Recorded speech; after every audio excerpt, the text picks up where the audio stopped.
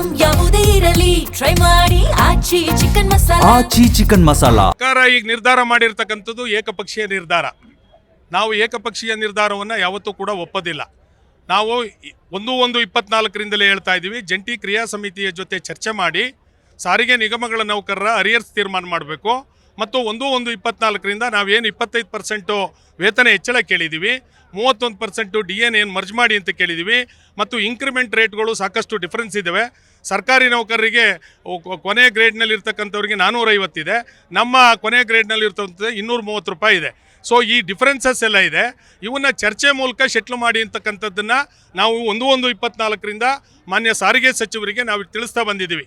ಅವರು ಹಿರಿಯರು, ಮುತ್ಸದ್ದಿಗಳು, ಕಾರ್ಮಿಕರ ಬಗ್ಗೆ ಅಪಾರವಾದಂಥ ನಂಬಿಕೆ ಇಟ್ಟಿರ್ತಕ್ಕಂಥವ್ರು. ಅದೇ ರೀತಿ ರಾಜ್ಯದ ಮುಖ್ಯಮಂತ್ರಿಗಳು ಸಮಾಜವಾದಿಗಳು. ಯಾಕೆ ಸಾರಿಗೆ ಕಾರ್ಮಿಕರಿಗೆ ಈ ರೀತಿ ಸಮಾಜವಾದಿ ಹಿನ್ನೆಲೆಯಲ್ಲಿ ಇರ್ತಕ್ಕಂಥವ್ರು 1 ವರ್ಷ ಚೌಕಾಸಿ ಮಾಡೋದು, 12 ತಿಂಗಳು ಅರಿಯರ್ಸ್ ಚೌಕಾಸಿ ಮಾಡೋದು? ಏನ್ರಿ, ನಾವು ಈ ರಾಜ್ಯದಲ್ಲಿ ಸಾರಿಗೆ ನಿಗಮಗಳ ನೌಕರರು ಅತ್ಯಂತ ಶ್ರಮದಾಯಕವಾಗಿ ದುಡಿತಕ್ಕಂಥ ಜನ. ಹಗಲು ರಾತ್ರಿ, ಬಿಸಿಲು ಬೆಳದಿಂಗಳು, ಚಳಿ ಮಳೆ ಗಾಳಿ ಹಬ್ಬ ಹರಿದಿನಗಳು ಯಾವೂ ಇಲ್ಲ ಸಾರಿಗೆ ನೌಕರರಿಗೆ. ಸರ್ಕಾರದ ಶಕ್ತಿ ಯೋಜನೆಯನ್ನು ಅತ್ಯಂತ ಯಶಸ್ವಿಯಾಗಿ ಜಾರಿ ಮಾಡಿ ನಾವೀಗ 700 ಕೋಟಿ ಮಹಿಳೆಯರು ಹೋರಾಟ ಮಾಡಲಿಕ್ಕೆ ಅವಕಾಶ ಮಾಡಿದ್ದಾರೆ ಅಂತ ಹೇಳ್ತಕ್ಕಂಥ ಸರ್ಕಾರ.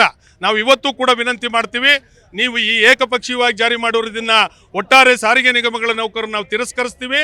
ನಾವು ಏನಿದ್ರೂ ಕೂಡ ನೀವು ಮಾತುಕತೆ ಮೂಲಕ ಏನು 25% ವೇತನ ಹೆಚ್ಚಳ ಕೇಳಿದ್ವಿ ಅದರ ಬಗ್ಗೆ ಚರ್ಚೆಯಾಗಿ ತೀರ್ಮಾನ ಮಾಡಬೇಕು. ಉಳಿದ ಅರಿಯರ್ಸ್ ವಿಧಾನವನ್ನು ಪ್ರಜಾಸತ್ತಾತ್ಮಕವಾಗಿ ಚರ್ಚೆ ಮಾಡೋಣ, ನಾವು ತಯಾರಿದ್ದೀವಿ. ಉಳಿದಂಥ 12 ತಿಂಗಳ ಹಿಂಬಾಕಿ ಕೊಡಲಿಕ್ಕೆ ಒಂದು ರೀತಿ ಮಂಡುತನದ ಪ್ರಯೋಗ ಸರ್ಕಾರ ಮಾಡ್ತಿದೆ ಅನ್ನುವಂಥದ್ದು ಸರ್ ಪ್ರಶ್ನೆ. ಈಗ ನಮಗೆ 4,15,000 ಕೋಟಿ ಬಡ್ಜೆಟ್ ಮಂಡನೆ ಮಾಡ್ತಾರೆ. ಸಾರಿಗೆ ನಿಗಮಗಳಿಗೆ 4,200 ಕೋಟಿ ರೂಪಾಯಿ ಶಕ್ತಿ ಯೋಜನೆ ಕಡೆ ಹಣ ಬರಬೇಕಾಗಿದೆ, ಹೌದಲ್ವಾ? ಸೊ ಅದರೊಳಗೆ ಇನ್ನು 12 ತಿಂಗಳು ವೇತನಕ್ಕೆ ಅರಿಯರ್ಸ್ಗೆ ಅವರು ಈ ರೀತಿ ಹಿಂದೆ ಮುಂದೆ ನೋಡ್ತಾರೆ ಅಂತ ಹೇಳಿದ್ರೆ